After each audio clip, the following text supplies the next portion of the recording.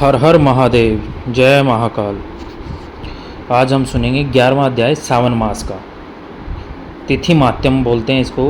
प्रतिपदा एवं द्वितीया का व्रत के बारे में इसमें महादेव जी बताएंगे। श्री सनत कुमार जी ने भगवान शंकर से इच्छा प्रकट की, हे प्रभु, आपने मुझे सब वारों का महात्म्य बताया, अब मुझे तिथि महात्म्य के बारे में जानने की इच्छा हो रही है। श्री उमापति बोले, सनत कुमार, सावन का महीना मुझे सब महीनों में सबसे अधिक प्रिय है।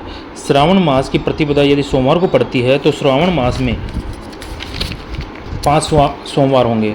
ऐसा होने पर यह रोटक व्रत कहलाता है। उस दिन मनुष्य को व्रत रखना चाहिए। 3.5 मास का भी होता है। रोटक व्रत लक्ष्मी की वृद्धि करने वाला, सब कामनाओं को पूर्ण करने वाला और समस्त सिद्धियों को देने वाला है।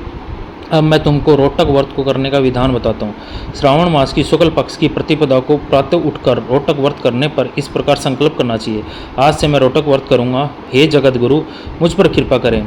इस प्रकार संकल्प कर प्रतिदिन मेरा भगवान शंकर पूजन करना चाहिए। अखंडित बेल पत्तर, तुलसी पत्तर, नील कमल कलहार, कुसुम, चंपा, मालती, कुंद, अर्क आदि पुष्पों तथा अनेक प्रकार के ऋतुकालीन फूलों से धूप, दीप, नैवेद्य तथा अनेक प्रकार के फलों से पूजा करनी चाहिए।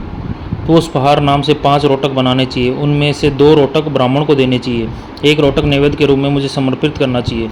2 रोटक व्रतधारी को खाने चाहिए। केला, नारिकेल, जंबीरी, विंजोरा, नींबू, खजूर, ककड़ी, दाख, नारंगी, मातुलिंग, अखरोट, अनार और ऋतु में पाए जाने वाले फलों के अग्र दान के लिए उत्तम कहा गया है। इस व्रत को पूर्ण कर लेने पर सब कामना पूरी हो जाती है।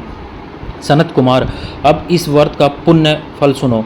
जितना फल 7 समुद्र पर्यंत भूमि दान करने से मिलता है, उतना ही फल इस व्रत को विधि पूर्वक करने से मिलता है। इस व्रत को 5 वर्ष तक करने से अतुल धन संपत्ति प्राप्त होती है। इसके उद्यापन से सोने के 2 रोटक बनाने चाहिए।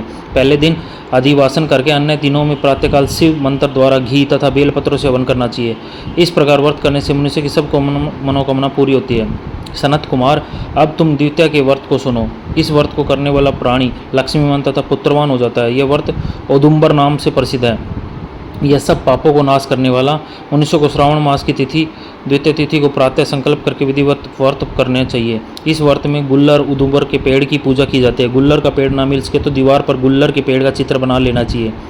अर्चन विधि, हे उदुम्बुर आपको नमस्कार है, हे हेम पुष्पक आपको नमस्कार है, जंतु फल युक्त लाल अंड तुल्य सली युक्त आपको नमस्कार है। इसके बाद शिव और शुक्र की पूजा करनी चाहिए। गुल्लर के 33 फलों से 11 फल ब्राह्मण को, 11 फल देवता को, शेष 11 फल स्वयं ग्रहण खाने चाहिए। इस दिन अन्न नहीं खाना चाहिए। रात में शुक्र तथा मेरा भगवान शंकर अर्चन करते हुए जागरण करना चाहिए। इस प्रकार यह व्रत 11 वर्ष तक करें, फिर इसका उद्यापन करें। उद्यापन में सोने का फल, पुष्प, पत्ते आदि के साथ गुल्लर का पेड़ बनवाकर उसमें स्वर्ण की बनी शुक्र और मेरी मूर्तियाँ रखकर पूजन करना चाहिए। दूसरे दिन प्रातःकाल छोटे छोटे गुल्लर के फलों से 108 हवन करें। दुदंबर की लकड़ी, घी और तिलों द्वारा हवन करना चाहिए। हवन की समाप्ति पर आचार्य का पूजन करना चाहिए। अपनी सामर्थ्य के अनुसार ब्राह्मणों को भोजन कराना चाहिए। फल परिणाम स्वरूप जिस प्रकार गुल्लर का पेड़ फलों से लदा रहता है, उसी प्रकार वर्ती के यहाँ भी बहुत से पुत्र होते हैं तथा वंश वृद्धि होती है। उसे कभी धन धान्य की कमी नहीं होती। हर हर महादेव। यहाँ पर हमारा 11वां अध्याय सावन मास का संपन्न होता है। महादेव की कृपा पर बनी रहे। महादेव की कृपा से आज जुलाई का आखिरी दिन है और इसके बाद अगस्त शुरू हो जाएगा। 1 साल हो जाएगा मेरे प्रेम को खोए हुए। हाँ, उसको पाने के लिए बहुत कोशिशें की कान्हा के कहने पर, लेकिन मैं भी कहीं गलत हो गया था। गलत इन द सेंस मिसबिहेव करना, लड़ाई झगड़े, सब कुछ। लेकिन ये बात सच हो गई है, एक बार जो चला जाता है ना, वो वापस नहीं आता। लेकिन उसको तंग करना गलत बात है। मैंने कुछ ज़्यादा ही लंबा खींच दिया। तो भोलेनाथ की कृपा बनी रहे। अपने प्रेम को संजोए रखें, उनकी इज्जत करें और पीछे से भी बुराई ना करें। जो मैंने की थी अब नहीं कर रहा। और सब कुछ महादेव पर छोड़ दें, कान्हा संभालेंगे। जय श्री हरि। हर हर महादेव। राधे राधे।